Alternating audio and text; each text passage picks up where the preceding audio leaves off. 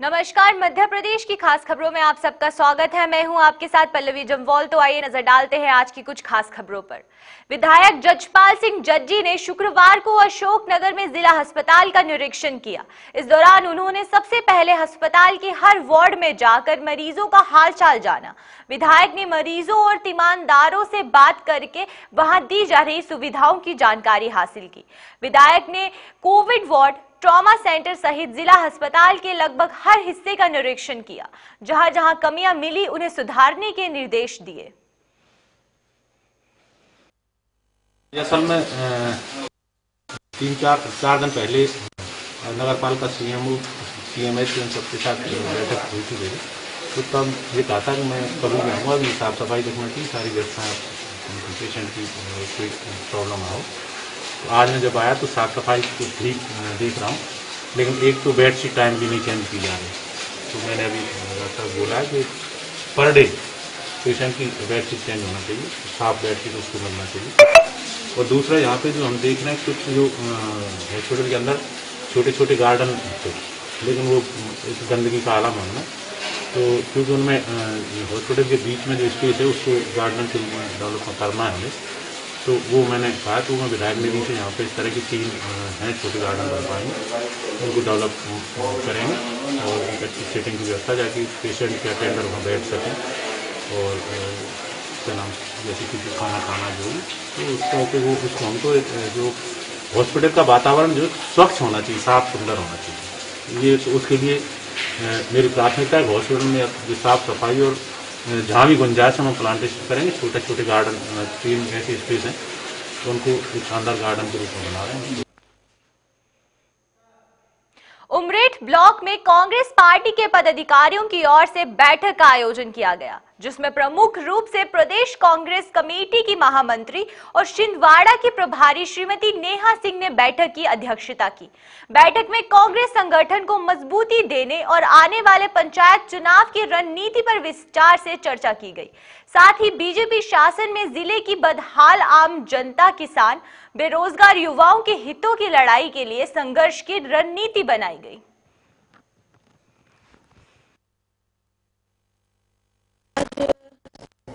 उमरेठ के सब साथी भाइयों से, बहनों से मिलने के लिए, कार्यकर्ताओं की एक बैठक लेने के लिए उमरेठ में हम लोग इकट्ठे हुए और आने वाले समय में जो हमारी योजनाएं हैं उनके बारे में भी बात करना था। बहुत सारी समस्याएं भी हैं क्षेत्रीय, उनके बारे में भी बात करना है और मिलके उसका रास्ता निकालना है। और संगठन को मजबूत करने के लिए, आने वाले चुनावों की तैयारी करने के लिए जो नगरीय निकाय के, नगर पालिका, नगर निगम और हमारे यहाँ के जनपद के और जिला पंचायत के, पंच के, सरपंच के जो चुनाव हैं, हमारे कार्यकर्ता और संगठन ये चुनाव मिलकर लड़ते हैं साथियों के साथ में, उन्हीं को आगे बढ़ाने के लिए।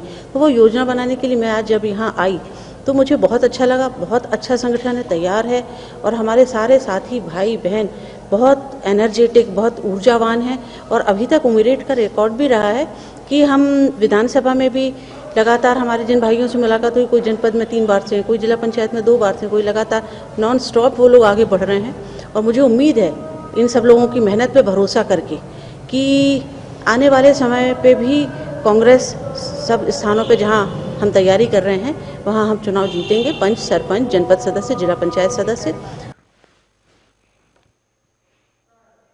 बीते उपचुनाव के दौरान ग्राम नेवरी में बीजेपी चुनाव सभा के दौरान कांग्रेसियों और बीजेपी कार्यकर्ताओं के बीच बैनर पोस्टर को लेकर झड़प हुई थी, जिसको लेकर बीजेपी की ओर से कांग्रेस के कार्यकर्ताओं पर कार्यवाही की गई। कांग्रेस के जिला अध्यक्ष ने कहा है कि व्यक्तिगत दुश्मनी को लेकर बीजेपी ने उनके खिलाफ कार्यवाही की। उन्होंने कहा है कि वे राज्यपाल से मांग करते हैं कि उन पर जो झूठे मुकदमे लगाए गए हैं उनको वापस लिया जाए। नहीं चलेगी, नहीं चल रहा था। मध्य प्रदेश में उपचुनाव हो रहे थे, उसमें हमारे राष्ट्रीय सचिव युग कांग्रेस के मनीष जी चौधरी हड़पला के प्रभारी थे। जो सिंधिया जी की सभा थी, उस कार्यक्रम में जो पोस्टर बैनर का विवाद चल रहा था, उसकी हमने परमिशन ली थी। बेकायदा कांग्रेसी घर था, वो परमिशन लेने के बाद वहाँ विवाद हुआ था सभा स्थल में, और मुकदमा कायम की कोई ऐसी बात भी नहीं हुई थी। परमिशन हमने बता चुके थे, मगर चुनाव के बाद शिवराज चौहान के जो विधायक बन के गए हैं यहाँ से, उन्होंने व्यक्तिगत दुश्मनी निकालकर हमारे कार्यकर्ताओं पर मुकदमा दर्ज किया गया। हमारे डॉक्टर साहब जो मंडलम के अध्यक्ष हैं, प्रदीप जी रावत सेक्टर प्रभारी है, और उनके साथ हमारे एक भाईजान आए हुए थे खास रईस भाई कामदार, उनके खिलाफ भी मुकदमा कायम किया, जबकि वो थे ही नहीं वहाँ पे। ये झूठा मुकदमा कायम किया गया है। चुनाव के बाद हम इसकी घोर निंदा करते हैं। जिला कांग्रेस कमेटी और ब्लॉक कांग्रेस की ओर से आंदोलन कर रहा है। तो ये सब मध्य प्रदेश में बहुत बड़ा आंदोलन होने जा रहा है। आने वाले समय में किसानों के साथ अत्याचार हो रहे हैं, और हमारे कांग्रेस कार्यकर्ता भी जो मुकदमा वापस किए गए हैं उनको वापस लिया जाए, यही मांग करते हैं हम सभी कांग्रेस जन। कोरोना के बढ़ते प्रकोप को देखते हुए बीतरवार प्रशासन ने रोको टोको अभियान चलाया। पुलिस ने बिना मास्क वालों के खिलाफ कार्यवाही की। बताते चले कि बिना मास्क बाजार में घूमने वालों को लेकर JK 24/7 न्यूज चैनल ने प्रमुखता से खबर को दिखाया था, जिसके बाद प्रशासन ने खबर का संज्ञान लेते हुए शुक्रवार को करीब 84 लोगों को चालान काटकर 8400 रुपए का जुर्माना वसूला।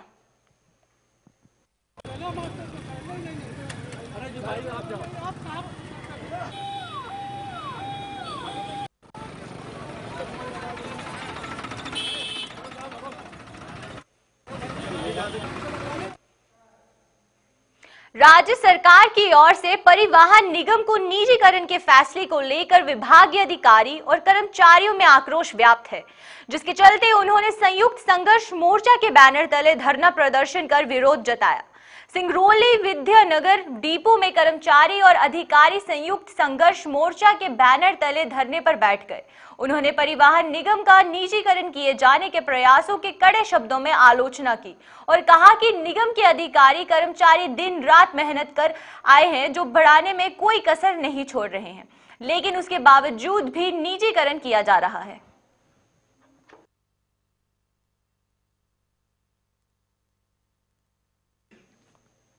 मध्य प्रदेश के सागर के जिला अस्पताल में सफलतापूर्वक परीक्षण पूर्व करने पर डॉक्टरों को civil surgeon doctor RD Gaikwad की ओर से प्रमाण पत्र दिए गए। डॉक्टर ने बताया कि 12 दिन का परीक्षण लेने के बाद ये डॉक्टर प्राथमिक और सामुदायिक स्वास्थ्य केंद्रों में शामिल लीगल और सुरक्षित अबॉर्शन कर सकेंगे। वहीं जिला अस्पताल की स्त्री रोग विशेषज्ञ डॉक्टर ज्योति चौहान ने कहा कि हम सागर सहित अन्य जिलों के डॉक्टर्स को भी परीक्षण दे रहे हैं। अभी गुना जिला के एक डॉक्टर को प्रशिक्षित किया जाएगा। हर वर्ष कम से कम 5 से 6 बैचेस हम लोग करते हैं, और न केवल हमारे डिस्ट्रिक्ट के बल्कि हमारे डिवीजन के सभी डिस्ट्रिक्ट की ट्रेनिंग हम करते हैं। और अभी जो हमारे पास 2 कैंडिडेट्स हैं वो गुना के हैं। गुना इज ए डिफरेंट डिस्ट्रिक्ट और डिफरेंट डिवीजन, लेकिन हमको हमारे पास आईपास की पब्लिक प्राइवेट पार्टनरशिप वाली मैडम आईपास की मैडम बैठी हुई है यहाँ पर, ये बता रही है कि हमारा one of the best centres है और इसलिए हमें मॉडल कैंप सेंटर बनाने की अनुमति दी गई, जो करीब 12 दिन की अपने यहाँ जिला चिकित्सालय में स्त्री एवं प्रसूति विभाग पे में 12 दिन की ट्रेनिंग दी गई है। महिदपुर के एक नए बस स्टैंड के पास कैप्टन हीरा सिंह मार्ग पर एक बाइक सवार को ट्रक ने टक्कर मार दी। हादसे में बाइक पर बैठी हुई महिला ट्रक के नीचे दब गई, जिससे महिला की मौके पर ही मौत हो गई। सड़क हादसे की सूचना मिलते ही पुलिस मौके पर पहुंची और शव को पोस्टमार्टम के लिए भेजा।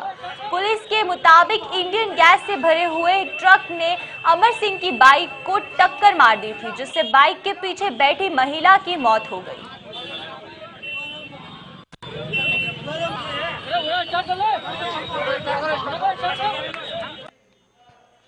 अनूपपुर जिले के रामनगर थाना क्षेत्र में एक युवक की तालाब में लाश तैरती हुई मिली, जिसकी शिनाख्त संतोष सिंह गोड नाम के रूप में की गई है। वहीं घटना की सूचना मिलते ही पुलिस मौके पर पहुंची और शव को कब्जे में लेकर पोस्टमार्टम के लिए भेज दिया है। पुलिस का कहना है कि मामले की जांच की जा रही है और जल्द ही घटना का खुलासा कर दिया जाएगा। जिनका ये मत्स्य पालन का वो चल रहा है, बैंक से लोन लेके अपने यहाँ काम कर रहे हैं। केस का काम है पोखरी में राजदीप। यहाँ पर पता चला, फोन किए कि एक अज्ञात व्यक्ति की लाश किनारे पर उतरा रही है जी, लाल रंग के कपड़े पहने हुए। इस सूचना पर मौके पर आए और गांव वालों के समक्ष वो राजेंद्र हैं से उन्होंने ये निकलवाए, संतोष निकलवाए, और उनका भाई पहचान किया। भाई का क्या नाम? भाई नहीं, आपका नाम? अशोक सिंह गोंड ने पहचान किया कि ये मेरा भाई, बड़ा भाई संतोष, पिता राम सजीवन गोंड हैं, जो पिछले बुधवार को कुछ घरेलू बातें हुई थी देवर भाभी के बीच में, तो वो घर से निकला और बाकी परिवार के लोग मनेनगढ़ चले गए थे। तो इतनी अभी जानकारी मिली है और इसके मर्ग कायम करके और इसकी जांच सर, इसमें क्या क्यास लगाए जा रहे हैं कि क्या ये मर्डर है या आत्महत्या? नहीं, हत्या तो नहीं लगता, क्योंकि इनके जेब से जो है, मृतक के जेब से एक नए हरे रंग का नायलॉन की रस्सी मिली है जी, इसलिए अनुमान किया जाता है कि इसने आत्महत्या किया है, और आगे की जांच पर से ही स्पष्ट हो पाएगा पीएम रिपोर्ट वगैरह से कि वास्तविकता क्या है जी। तो क्या ये डोला निवासी है सर? ये हाँ, डोला निवासी है। गुना के बमोरी थाना के अंतर्गत सूरमरधा गांव में किशोर किशोरी के शव फांसी के फंदे पर झूलते मिले। बताया जा रहा है कि दोनों एक ही गांव के रहने वाले थे। दोनों मृतक नाबालिग बताए जा रहे हैं और दोनों एक ही समाज से संबंध रखते थे। कम उम्र में शादी और आपस में रिश्तेदार होने की वजह से समाज इस रिश्ते को स्वीकार नहीं कर रहा था। थाना प्रभारी दिनेश शर्मा ने बताया है कि पूरे मामले की जांच की जा रही है और परिजनों के बयानों के बाद ही पूरी स्थिति साफ हो पाएगी।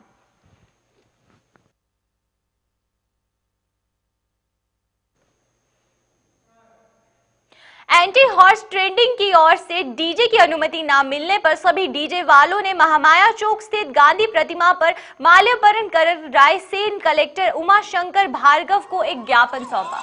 कलेक्टर ने उनका दुख दर्द जाना और कुछ शर्तों के साथ उनको अनुमति दी।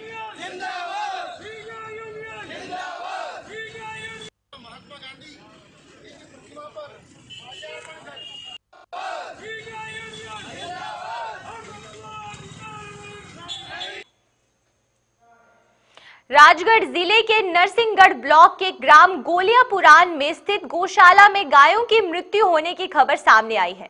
दरअसल 100 गाय की क्षमता वाले गौशाला में 300 गाय से अधिक होने से व्यवस्था बिगड़ती जा रही है। जानकारी के मुताबिक ग्रामीण जबरदस्ती गायों को गौशाला में छोड़ जाते हैं।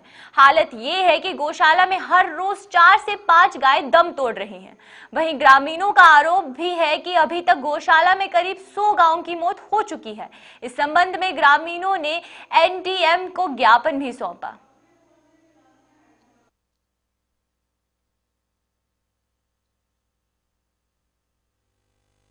आरसी विजयपुरिया जी। आप पशु चिकित्सक हैं? जी सर, पशु चिकित्सा क्षेत्र अधिकारी। सर, आप यहाँ कब कब आते हैं? यहाँ सर लगभग 1 सप्ताह 2 सप्ताह, और जब भी योग लग जाता है, जब भी सूचना देते हैं तो आ जाते हैं। तो आप जब यहाँ पे आते हैं तो क्या गैयाओं की सुरक्षा व्यवस्था यहाँ पे कैसी नजर आई आपको? सर, मुझे अभी बीच में तो अच्छी लग रही थी, और अभी बीच में हम क्या दूसरे इमरजेंसी ड्यूटी में उलझ गए। उसी बीच में थोड़ा सा ये सुनने में आया है, तभी सब कंटिन्यू आ रहे हैं 3 दिन से। हाँ, इलाज भी कर रहे हैं और सील लगाई हैं, टीकाकरण भी किया है। अच्छा, आपके हिसाब से इसमें कितनी गैया रख सकते हैं? 100 गायों का है सर, 100 गायों का। तो जानकारी मिली कि यहाँ तो 300 से ऊपर हो गई थी अभी। हाँ, वो हमको मालूम है, शुरू में आया, जब दूसरे गांव वालों ने थोड़ी ज़बरदस्ती कर गए सर, फिर पूरी जानकारी जब बताई तो उन्होंने समझाया, तो धीरे धीरे फिर वो 100 गायों का है, 100 गायों के बराबर। अच्छा जी। तो यहाँ पे व्यवस्था अच्छी चल रही सब? हाँ, व्यवस्था अच्छी है। इंड्यूरोफ्लेक्स इंदौर में भारत का सबसे बड़ा प्लांट खोलॉन्च करने जा रही है। कंपनी के डायरेक्टर ने बताया कि आने वाले समय में कंपनी युवाओं और आसपास के क्षेत्रवासियों को रोजगार प्रदान करेगी, जिसमें स्थानीय बेरोजगार युवाओं को प्राथमिकता दी जाएगी। कोरोना काल को देखते हुए कंपनी के प्लांट का ओपनिंग साधारण तरीके से की जा रही है। साथ में डायरेक्टर ने कहा कि इंदौर जैसे शहर में उद्योग स्थापित कर स्वच्छता का पूरी तरह से ध्यान रखा जाएगा, क्योंकि इंडिया में इंदौर स्वच्छता में नंबर 1 सिटी है। We are one of India's India का लीडिंग मैट्रेस ब्रांड है। ये हमारा 7th प्लांट है और हमारा पहला प्लांट है साउथ से बाहर। हमारा प्लान है इस प्लांट के इस इंदौर में हम 50 करोड़ मैन्युफैक्चरिंग प्लांट के लिए इन्वेस्ट करना प्लान है, मैट्रेस और फोमिंग के लिए। और हम चाहते ये प्लांट से वेस्टर्न इंडिया, सेंट्रल इंडिया और नॉर्थ इंडियन मैट्रेस मार्केट को सप्लाई करें। और आप plan is in the next 3 years, आने वाला 3 साल के अंदर 500 करोड़ टर्नओवर इधर से करना है। अब तक की मध्य प्रदेश की खबरों में फिलहाल इतना ही। बने रहिए हमारे साथ। नमस्कार।